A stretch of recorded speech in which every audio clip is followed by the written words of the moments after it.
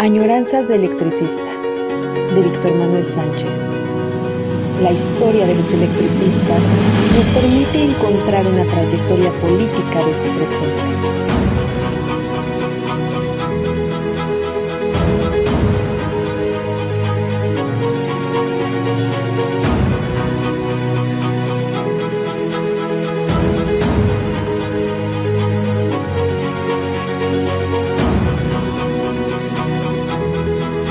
Comenzamos. Pues de nueva cuenta en lunes de añoranzas de electricistas, estamos para retomar el tema de una ponencia que presenté en Tlaxcala, en la Facultad de Filosofía de la Universidad de Toma de Tlaxcala en 2014. Es una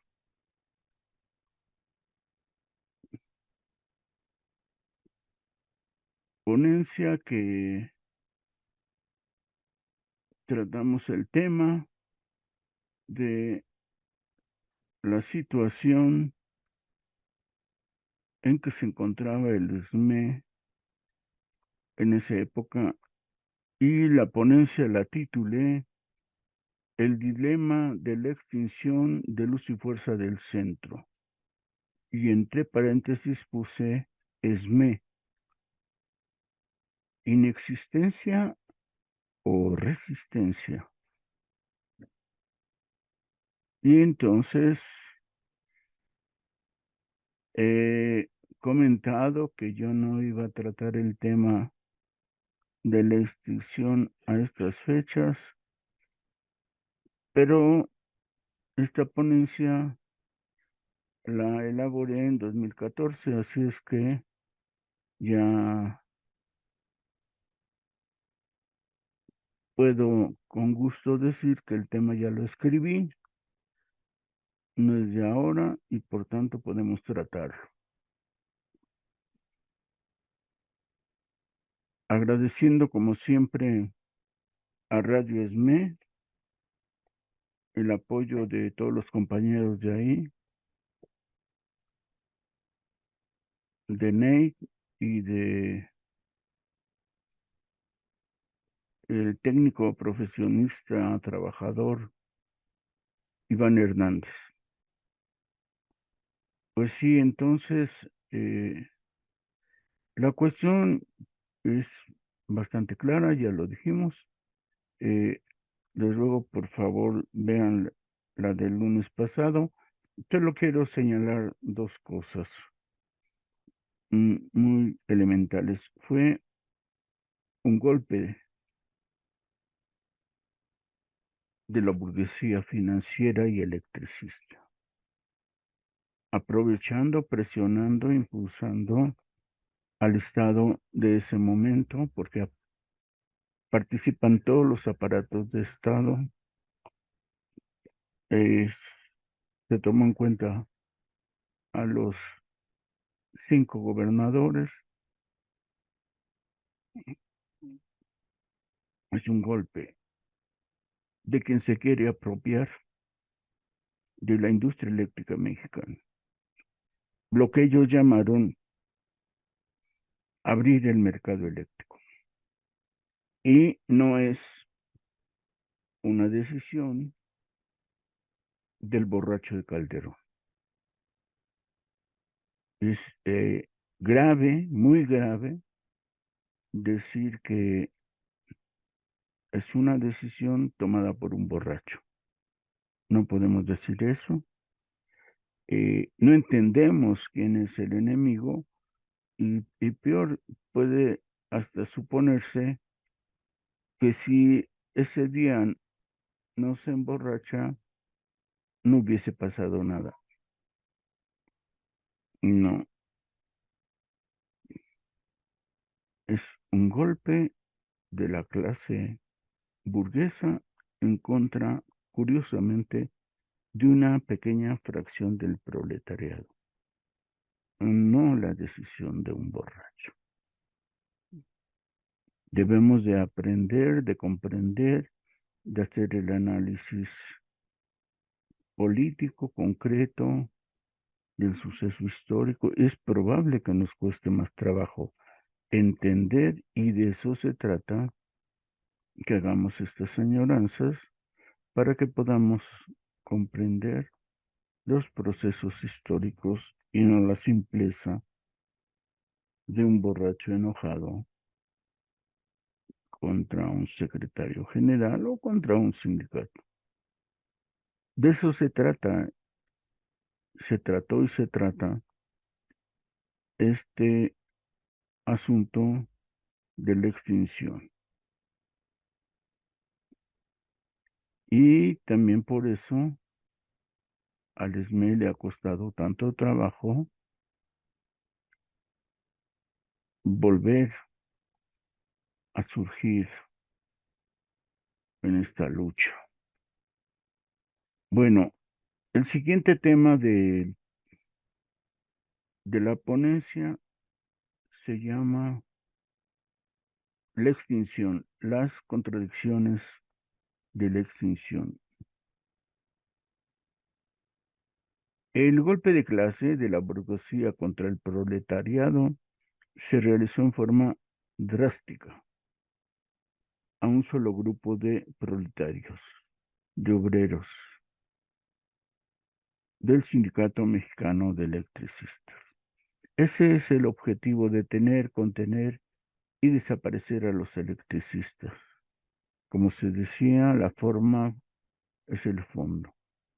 Un decreto para extinguir el organismo descentralizado Luz y Fuerza del Centro, que apareció el 11 de octubre del 2009 en una edición vespertina como número especial del Diario Oficial de la Federación, pero en realidad apareció antes,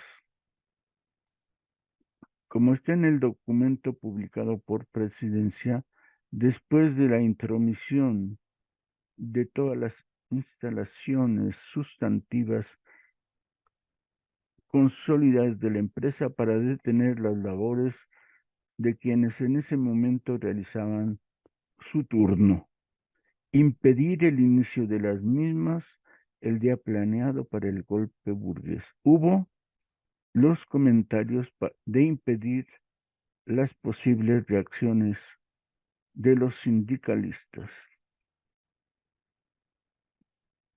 Todavía puede uno revisar el decreto por el que se extinguió el organismo descentralizado Luz y Fuerza y los personajes que lo aplican. Aparte, bueno, está Felipe de Jesús Calderón Hinojosa, el secretario de Gobernación Fernando Francisco Gómez Monureta, el secretario de Hacienda Agustín Guillermo Cartens, el secretario de Desarrollo Social Ernesto Javier Cordero Arroyo, el secretario de Medio Ambiente y Recursos Naturales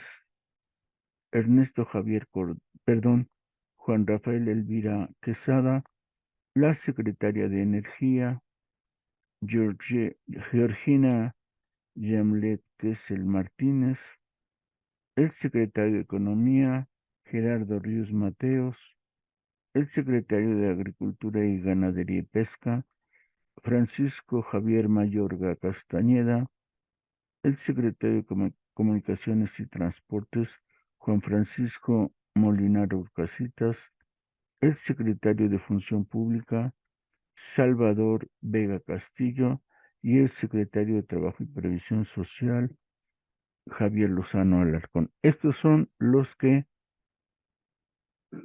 firman el decreto de extinción.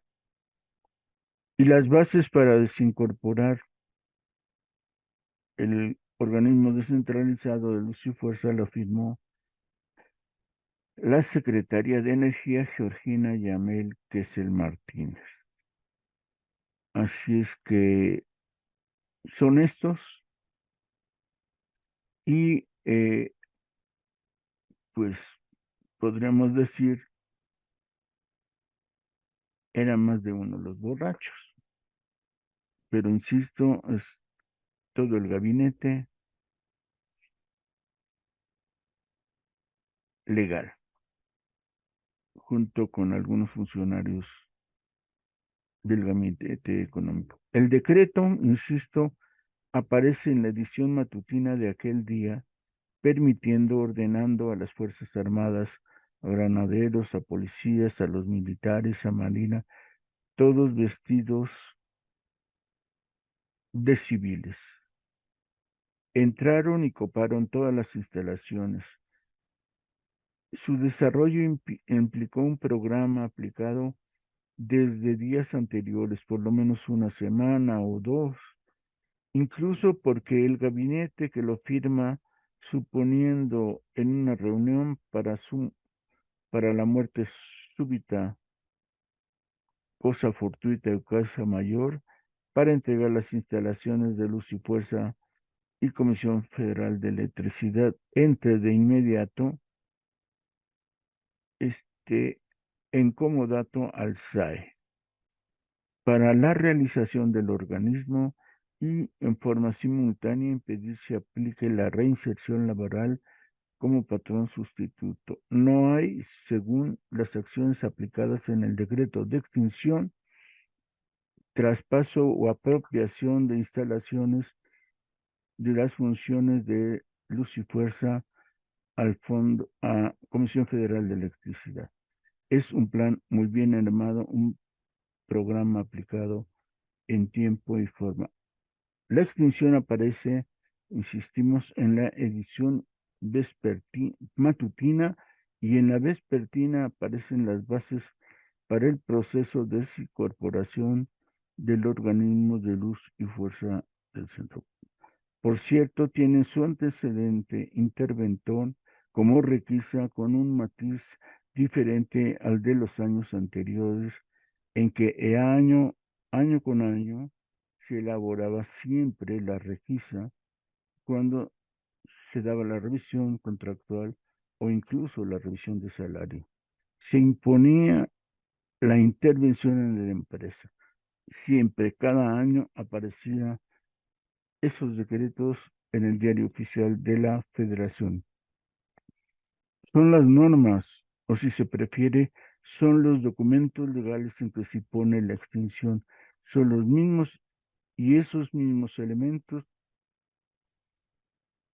contradictorios permiten la resistencia que surge desde ese octubre. El decreto de extinción es un instrumento legal para presentar la condición histórica deficiente de la empresa. Los primeros 9 considerandos que están en el decreto es su trayectoria para unirse en forma evidente a Comisión Federal, como si ese fuese su objetivo natural, y a partir del 10º considerando los quebrantos únicos y unilaterales provocados como un suicida harakiri perfecto. Nada ni nadie puede lograrlo, nadie ni nadie se hace responsable de la contradicción.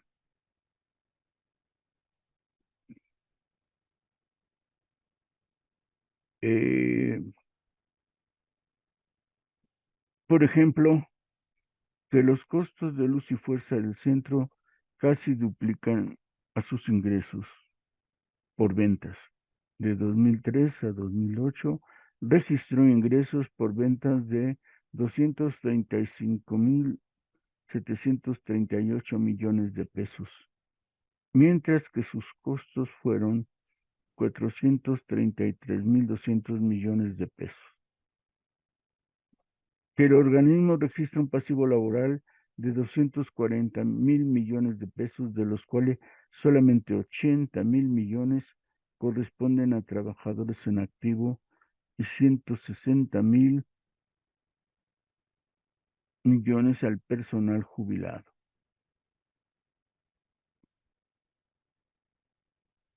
Ya se sabía, se puede trabajar con eso, pero en fin, que los resultados que ha reportado Luz y Fuerza del Centro son notablemente inferiores respecto de empresas u organismos que prestan el mismo servicio a nivel internacional, inclusive se dijo respecto a los que ha importado la CFE, entre otras razones. Bueno, primero, nadie en el mundo realiza los servicios que Luz y Fuerza del Centro. Ni la propia CFE hace el mismo trabajo. No puedes comparar lo que no se puede comparar. Definitivamente. Es decir, el centro del país es el centro financiero, económico, social y político. La gran cantidad de población concentrada en el centro del país no lo tiene en ninguna parte de México. No puedes comparar eso.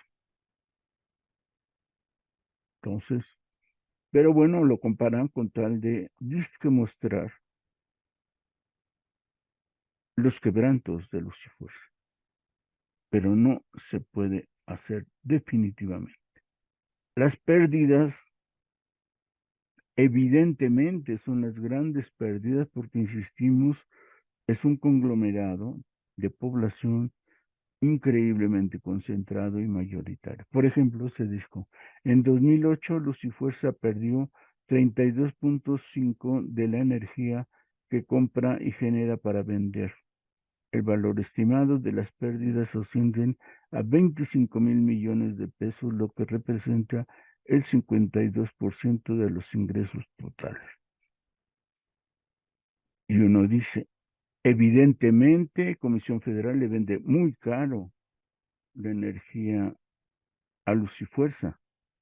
Y volvemos a insistir, es el centro de población más grande que existe en el país. En ninguna parte de México existe otra forma semejante de empresa eléctrica.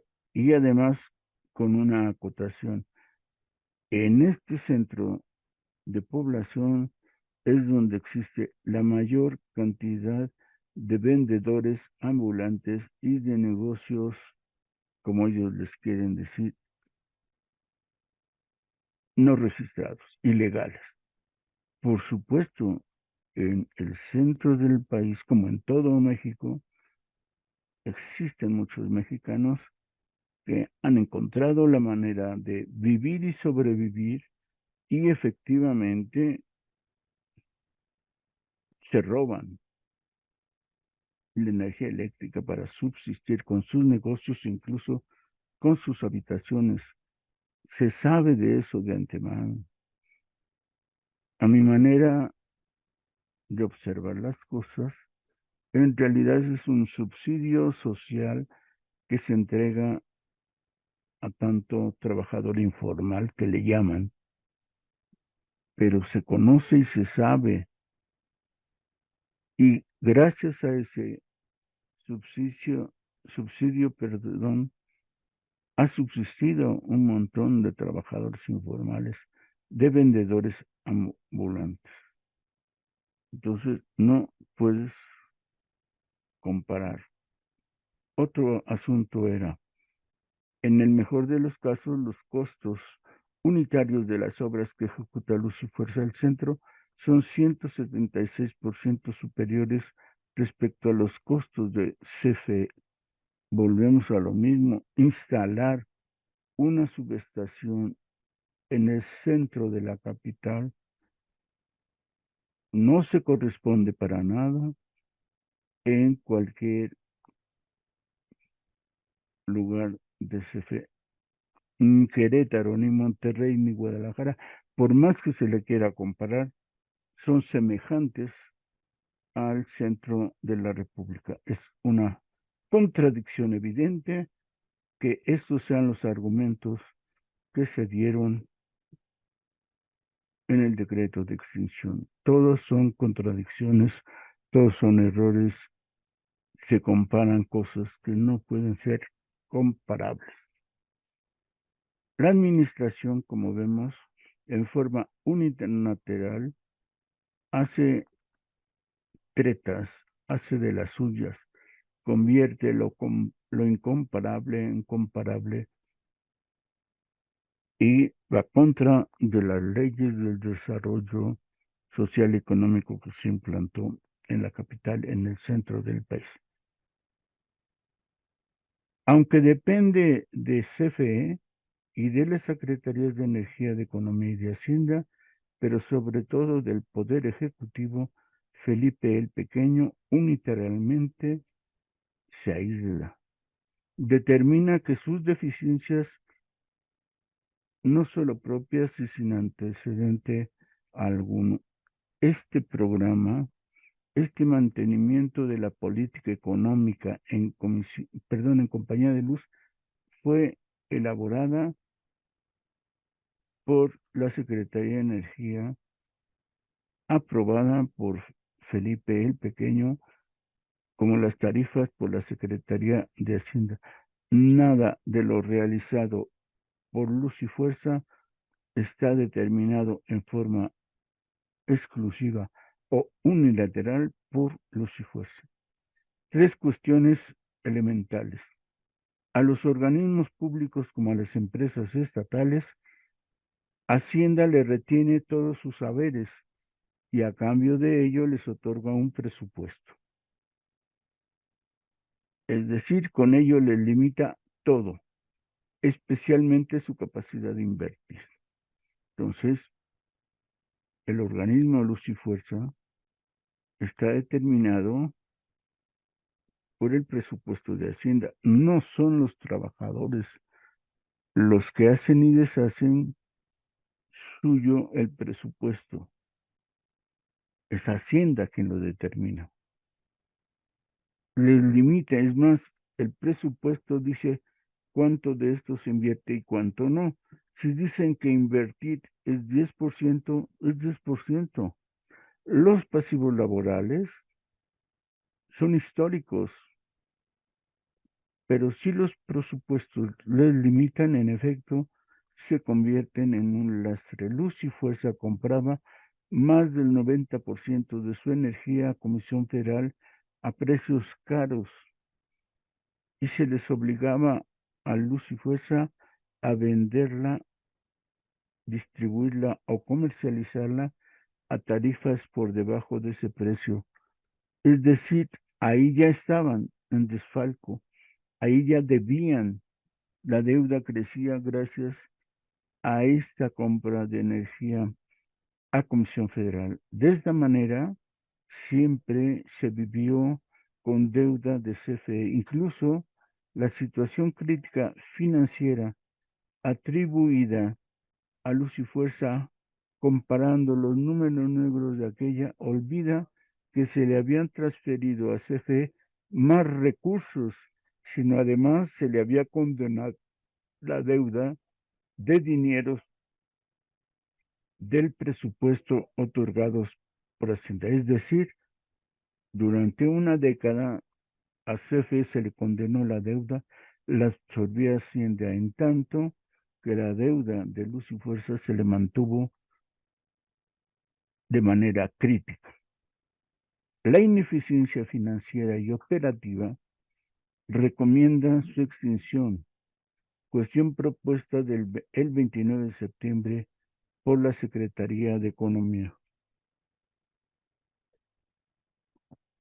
Cabeza del sector, aprobada por la Comisión Intersecretarial en la sesión del 9 de octubre, por lo cual Hacienda le propone a Presidencia la desincorporación en razón de que el funcionamiento de Luz y Fuerza del centro no resulta conveniente desde el punto de la economía nacional ni del interés público. Aduce que al ser creada por el Ejecutivo, este puede extinguirla, como indica la ley de entidades paraestatales. En tanto se liquida, existe con personalidad jurídica para cumplir con obligaciones que tiene frente a terceros.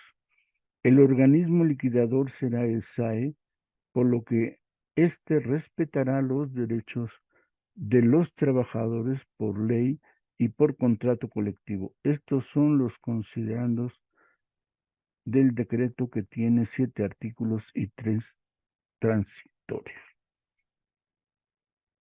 Bueno, hemos insistido en que este panorama económico financiero ha sido diseñado por la Secretaría de Economía, la Secretaría de Hacienda y la Secretaría de Energía. A ese callejón lo llevaron desde 2 sexenios atrás.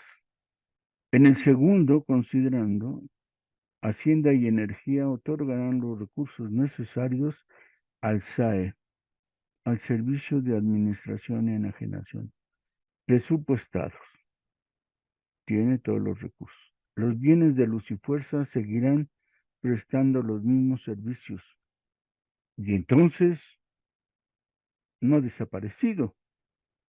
Si se siguen prestando los mismos servicios, la contradicción y esta parte del decreto son concretamente formidables y contradictorios. Esta parte dice, se extingue, pero sus funciones, sus bienes, medios y servicios continúan. El servicio de administración y enajenación de bienes, el SAE, tomará de inmediato las medidas necesarias para que los bienes del organismo que se entregue, que están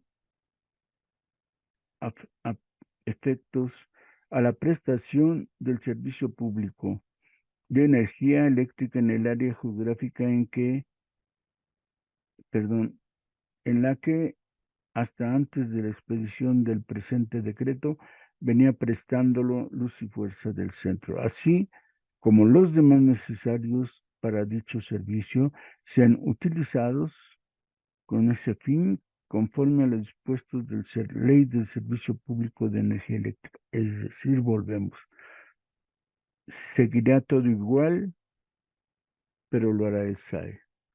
Seguirá todo igual, pero el SAE pasará estas funciones a CFE. Es decir, en un momento dado, quizá 20 minutos, el SAE es el patrón sustituto, pero al pasar inmediatamente todos estos servicios y todas estas funciones y todas estas condiciones a CFE, patrón sustituto, es CFE.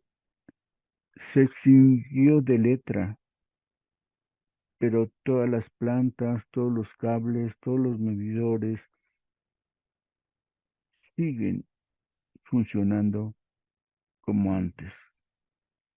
También la Secretaría de Energía vigilará el proceso y resolverá lo necesario, indica el tercer elemento. Se respetarán los derechos, las indemnizaciones pagadas según contrato, ley y disposiciones aplicables. Hacienda, Energía, Trabajo y SAE coordinados pagarán en el menor tiempo posible las liquidaciones. Se garantiza por el gobierno el pago de jubilaciones con recursos de la Federación. El segundo transitorio abroga el 9 de febrero de 1994, perdón, y el tercero indica que Energía publicará las bases de la liquidación. Como pueden ver, el decreto y la actuación del SAE siempre son mantener el servicio. Se extingue, pero no se extingue. La contradicción es evidente. Es un decreto que viola su propia extinción.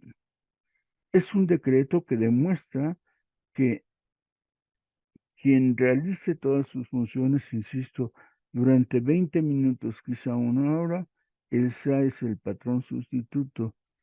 Cuando da como dato a CFE, el patrón sustituto sigue siendo Comisión Federal, porque todo y cada uno de los elementos, funciones e instalaciones, bienes y servicios se seguirán respetando y tendrán presupuesto.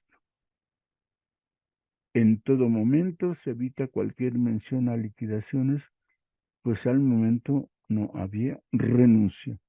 Se plantean indemnizaciones, pero tampoco se puede aplicar sin despido injustificado y sin aparición de un patrón sustituto, aunque funciones y servicios continuarían en el territorio de los hijos. Es evidente, por tanto, las contradicciones del decreto de extinción. Es decir, todo lo extinto seguirá existiendo, pero pagando indemnizaciones y jubilaciones, así como compromisos a terceros, a lo cual se obliga el propio gobierno federal. En ese mismo día aparecen. El SAE se encarga y vigila el proceso.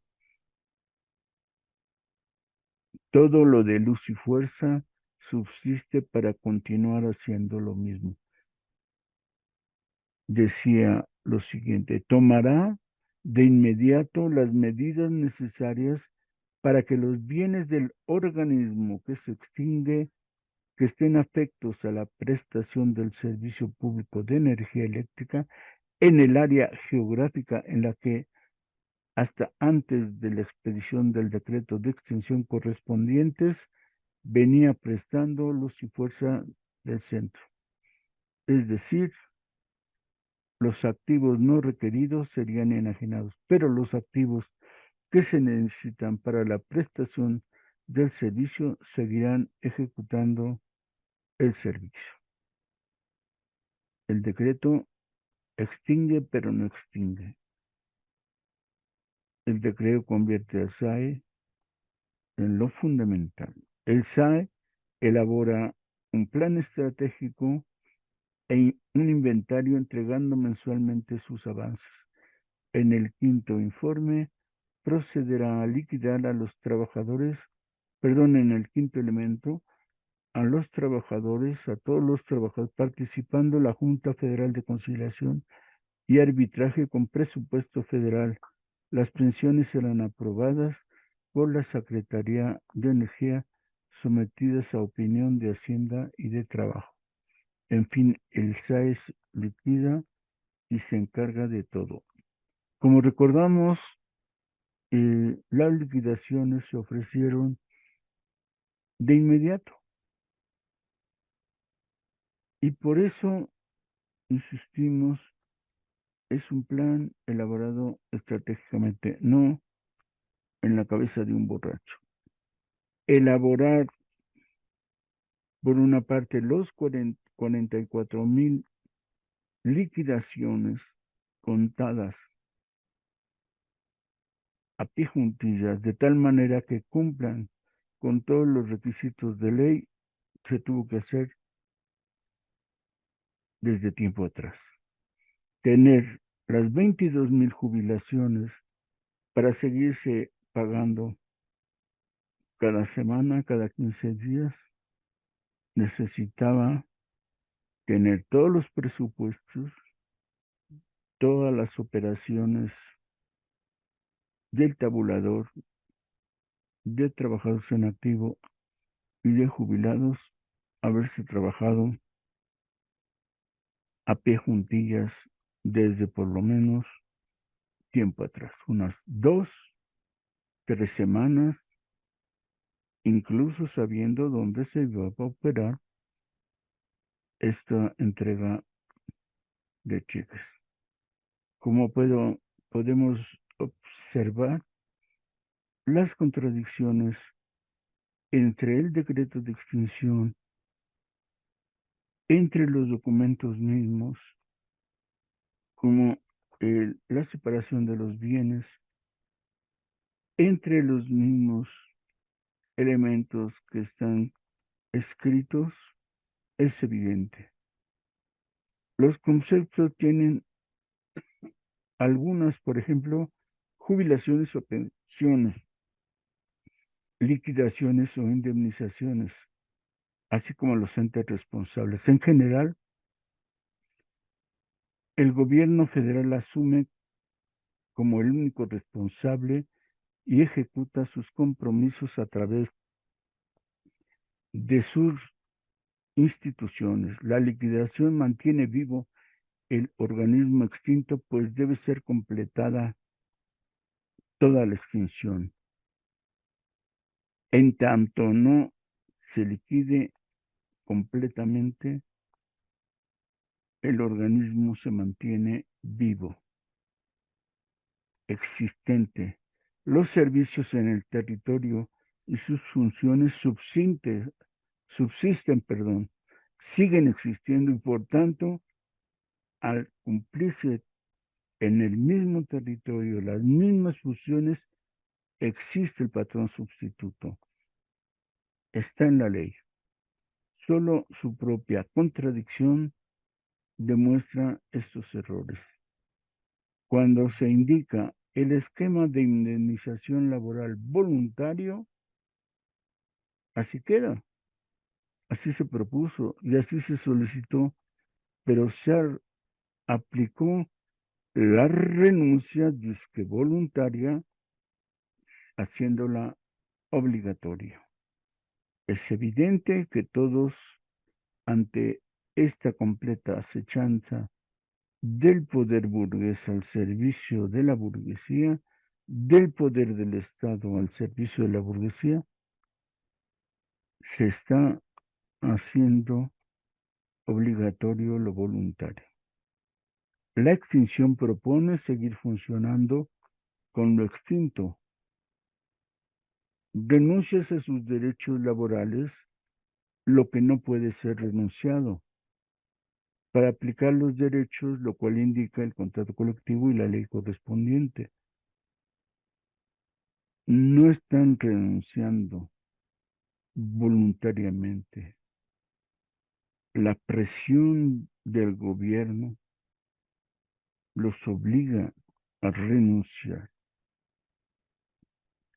Se va del lenguaje de la renuncia voluntaria y por lo mismo la resistencia surge y existe. En cada revisión, como hemos apuntado, de salarios o de contrato colectivo, cada 16 de marzo se decreta la intervención y la requisa de la empresa. Se trata de impedir a toda costa la huelga del ESME. Según el ambiente previo, se ubica por parte de los electricistas una revisión problemática, o quizá no, pero cada revisión es un decreto de requisa en cada una de sus revisiones. Cada año sucede. Aparece en el diario oficial de la Federación. Las últimas dos revisiones de salario y de contrato, lo curioso es que aparece ya la policía. La revisión de marzo del año de la extinción, las condiciones sociales, como sabemos, fueron ríspidas y el diálogo fue atacado en forma cruenta por los funcionarios federales, por los de la empresa y sobre todo por los medios masivos de comunicación. El decreto de intervención estuvo tajante más que en otros años. Quien más atacó duramente a la empresa, curiosamente, es el que debería de intervenir para calmar los ánimos. El más duro funcionario fue siempre el secretario de Trabajo, cuando por ley debe de estar al servicio de los trabajadores. En los considerandos del decreto de requisa de esta anterior revisión, se mencionan las atribuciones exclusivas del Estado en lo relativo a la electricidad, siendo así de utilidad pública si se pretende su alteración. A su vez, se aplicará la expropiación en los primeros 8 considerandos. Dijo así el decreto de revisión contractual de marzo de ese año, que para suplir el déficit en la capacidad de generación de fluido eléctrico por parte del citado organismo, la CFE le suministrará un porcentaje sustancial de la energía que distribuye, habiéndose establecido para ello interconexiones entre los subsistemas de ambos organismos. Que las características del sistema de interconexión antes referido no solo permite la alimentación de la zona metropolitana en la Ciudad de México y áreas conurbadas, sino que también es un corredor que, dependiendo de la estacionalidad, permite alimentar las zonas del Bajío y del Occidente con la energía que fluye del noreste y del oriente del país, por lo que la afectación a la zona central tendría un impacto negativo en la operación del servicio de energía eléctrica, más allá de las áreas de influencia de luz y fuerza del centro. Que la luz y fuerza del centro, perdón, que luz y fuerza del centro preste el servicio de energía eléctrica aproximadamente a 25.000 millones de habitantes en las 16 delegaciones políticas del Distrito Federal, 82 municipios del Estado de México, 2 en el Estado de Morelos, 45 del Estado de Hidalgo y 3 en el Estado de Puebla. Esto es lo que decimos que es incomparable. Imagínense en qué lugar de norte, del oriente, de occidente existen 25 millones de habitantes a que se les preste el servicio. CFE, evidentemente, no es compañía de luz. Agrega ese decreto. Las afectaciones sociales, industriales y sanitarias, así como el resto de los servicios públicos, lo cual necesariamente implica la necesidad de mantener el servicio público de electricidad. En los siguientes 11 considerandos, profundiza lo antedicho, incluyendo la satisfacción de personal para atender la mencionada intervención, es decir, la requisa. Esto se publicó antes de firmarse el contrato colectivo en marzo de 2009. Los 10 artículos mencionados confirman la utilidad pública de luz y fuerza del centro para ocuparla totalmente. Es decir, en marzo es una utilidad pública inmejorable de luz fuerza, en octubre ya no. El artículo segundo de la requisa decía, se ordena la ocupación temporal total de los bienes y derechos de luz y fuerza del centro. Al efecto, la Federación, a través de la Secretaría de Energía, tomará posesión inmediata de los mismos, para lo cual será asistida por Comisión Federal de Electricidad. Y artículo tercero, la administración de los bienes y derechos que se complementan en este decreto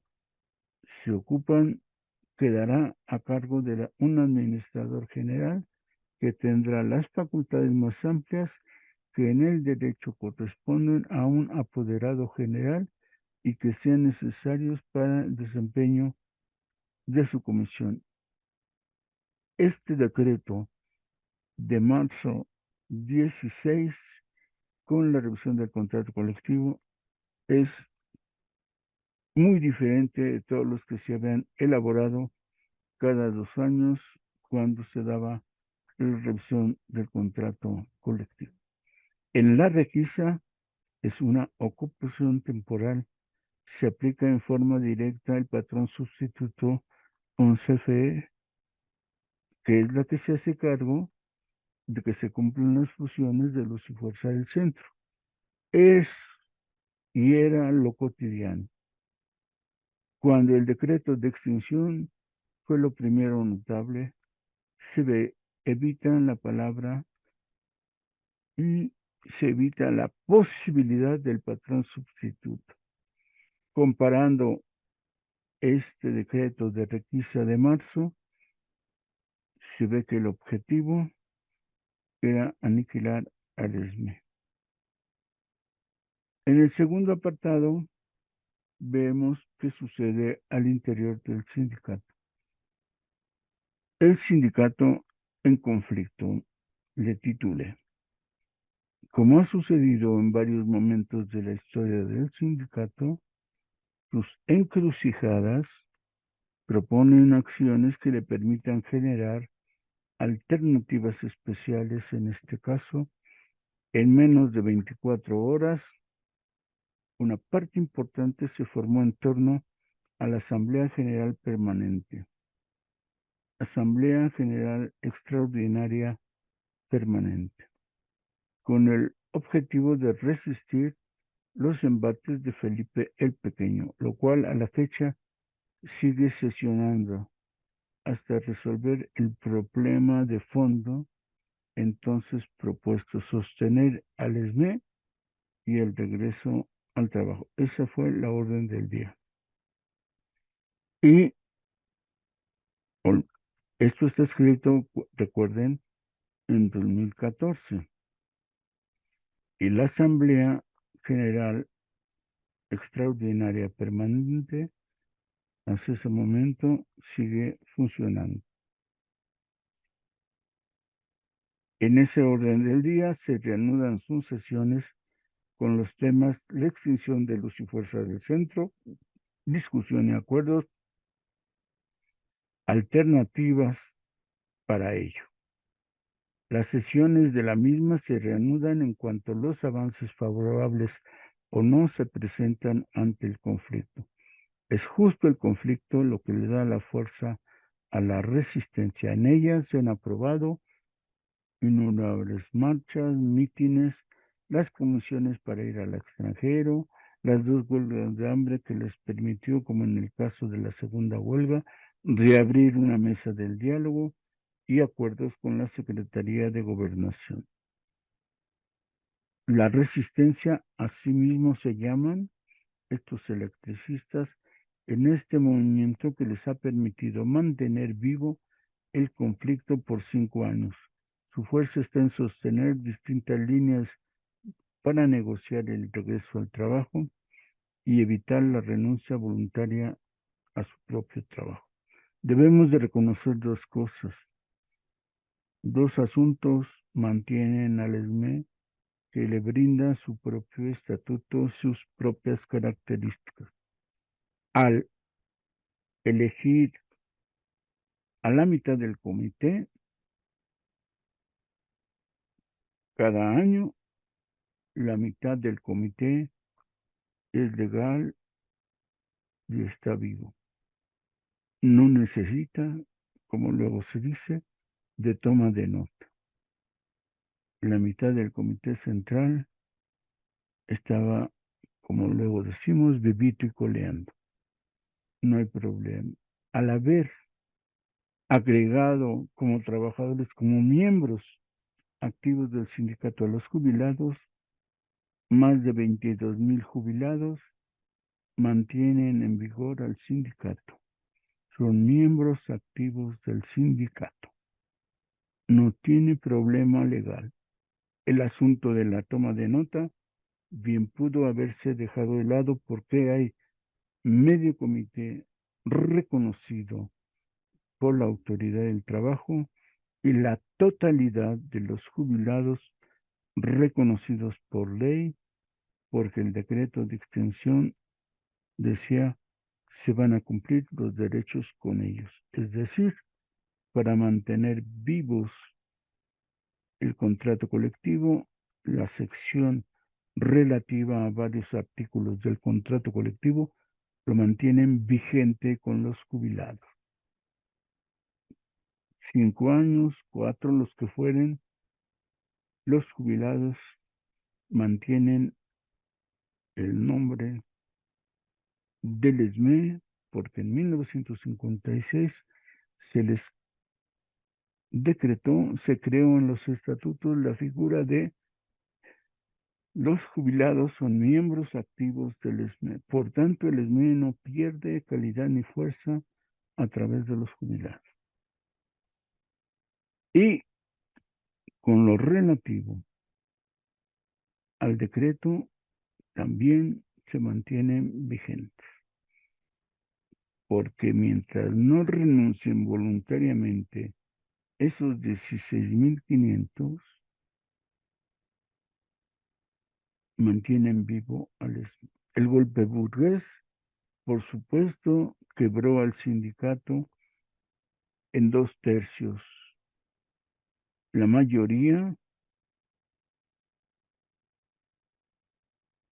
se fue a renunciar en dos. En los llamados del secretario de Trabajo Ernesto Lozano firmaron su renuncia al trabajo, ya que en realidad la extinción no implicó el despido ni siquiera justificado y solo la renuncia personal total y voluntaria a cualquier derecho permitía el cobro de la indemnización. Así pues, los liquidados por despido no existían, sino los indemnizados por aunque reconocemos la propia Constitución, el artículo 123 constitucional, dice que nadie puede renunciar a su trabajo, voluntaria u obligadamente. Entonces, viene otra contradicción legal que promovió el propio secretario de Trabajo, Lozano. Vamos pues de contradicción en contradicción. En este caso, el 123 constitucional indica que nadie puede renunciar a su trabajo. Y el secretario respectivo evadió la ley, quebrantó la Constitución y el primer despedido debería ser él. Más de 35,000 se fueron, evadieron la integración al ESME y solo 16.599 formaron la resistencia en contra de la extinción, así como el derecho fundamental constitucional de mantener el trabajo, porque lo dice la Constitución. Entonces, 3/4 partes por falta de conciencia, por problemas económicos, por el miedo natural de estar enfrentando al Estado y a la burguesía, lo hicieron. Los miembros del sindicato, como lo indican sus estatutos, en estas condiciones son los jubilados, más de 22,000, y los irredentos 16.599 que no renunciaron, que no se liquidaron. En el golpe burgués, como vemos, casi logró su objetivo. Quebró al ESME, lo dejó en 1/3. La extinción entonces hizo que 35,000 activos renunciaran y los jubilados, por cierto, a ese momento se dividieron en 3 bloques. Unos apoyan a la resistencia que dirige el secretario general Esparza Flores. Otros a la disidencia creada al interior, dirigida por Muñoz, el entonces tesorero, y el último tercio inmóvil. Solo cobra las jubilaciones controladas por el SAE en tanto culmina la liquidación. Al parecer, se sienten fuera de riesgo, sin peligro. Recordemos, estamos hablando del 2014. La extinción casi logra su objetivo. Casi logra la desaparición del sindicato y del contrato colectivo de trabajo. Pero, al no terminarse la renuncia voluntaria de todos, ni la derrota inmóvil de los jubilados, entonces le sostienen su existir en su unidad en torno al conflicto de esta clase obrera. Es una reacción general, si se quiere superficial, pero se concentra en el centro, en la dirección, antes que en su fuerza social y en el inicio del desarrollo de su conciencia de clase. Por sí solos, los jubilados pueden sostener a la organización. Esto nos queda claro. De hecho, aún divididos lo hacen. Su fortaleza sería muy plena, muy absoluta, si los 22,000 miembros jubilados se unieran, pero aún divididos, el nombre del ESME se mantiene existiendo. Antes de la elección, como sabemos, hubo elecciones y el grupo opositor, la del secretario general, alcanzó casi la mitad de los votos. Así, Alejandro Muñoz, el tesorero, combatió políticamente al interior, pero perdió. A pesar de la derrota electoral, impugnó no desde dentro del ESME, sino desde la Junta Federal de Conciliación y Arbitraje, y eso logró que el secretario de Trabajo se metiera directamente en el conflicto. En ese momento de elecciones, la mitad de jubilados estaba con una fracción y la otra mitad apoyaron, es decir, la mitad estaba apoyando al secretario general y la mitad estaba apoyando al secretario tesorero.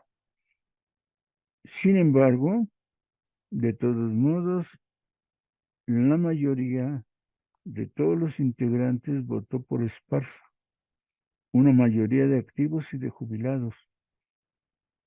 Son más de 300 quienes mantienen el voto a favor del secretario general.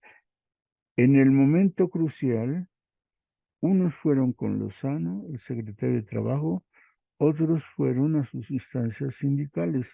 La intromisión del gobierno en los asuntos internos logró su intervención en forma legal. Al renunciar al debate interno en la Comisión Autónoma de Justicia, le dieron pie al secretario de Trabajo para intervenir. Pues a partir de ese momento, fines de junio y hasta el momento de la extinción, incluso en las 2 primeras semanas de ella, el secretario de Trabajo mantuvo una guerra directa en contra del secretario general, en contra del contrato colectivo, en contra de las prestaciones y los derechos adquiridos. Salía este secretario general, perdón, este secretario de Trabajo y mucha promoción diciendo que eran privilegios que no tenían que existir, que los electricistas nunca pagaban la electricidad. ¿Por qué si todos los mexicanos pagamos la electricidad, los electricistas tenían ese privilegio? Lo cierto es que analizando es una prestación que, por cierto, en muchos lugares suceda. Cuando venden galletas las empresas, cuando venden o producen cosas, parte del salario se da en especie.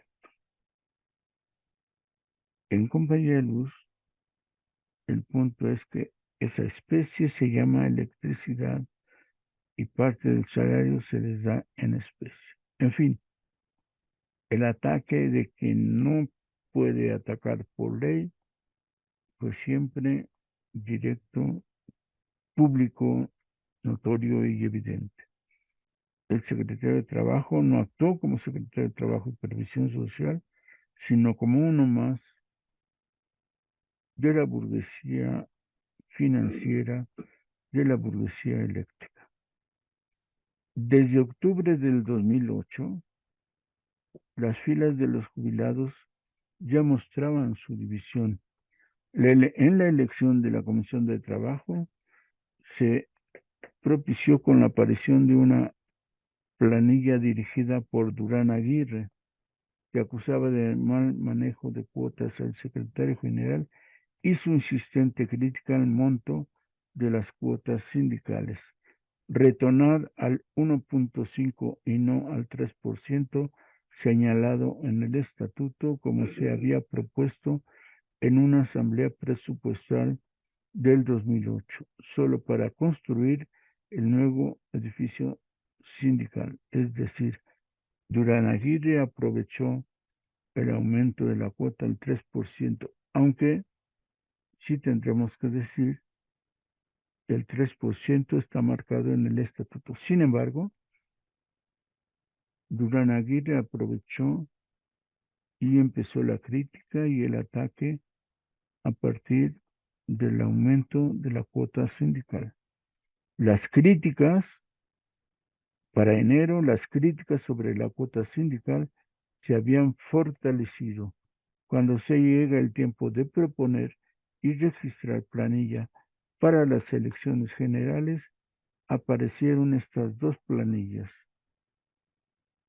la de Esparza Flores y la de Muñoz,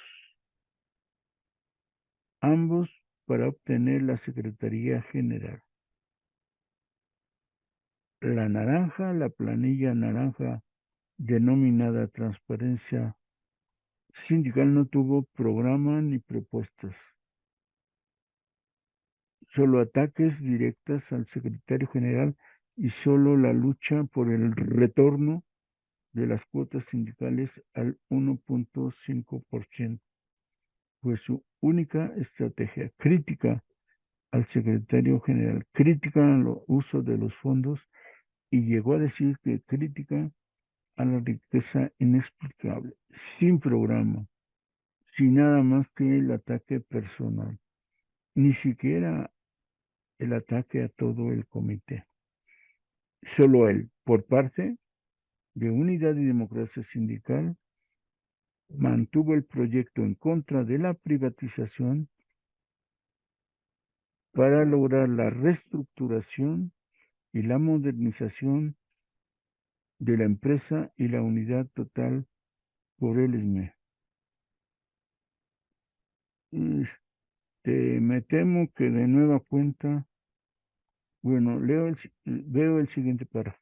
Cuando se dio el momento de las elecciones, si bien en un principio los oponentes aceptaron su derrota, es decir, si es el recuento y el grupo de Muñoz acepta la derrota, pero no llegaron a firmar las actas de escrutinio y sus representantes salieron del local sindical y fueron a la Junta de Conciliación y Arbitraje rechazando el proceso electoral. Es decir, internamente, cuando se da a conocer el resultado, la planilla, el grupo de Muñoz acepta la derrota.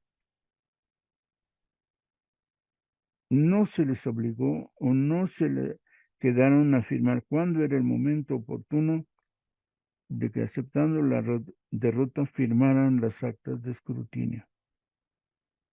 Se fueron y alegaron en el gobierno que había incongruencias en las cifras y los mismos argumentos que utilizó Muñoz y su grupo fueron los que utilizó Lozano para negar la toma de nota.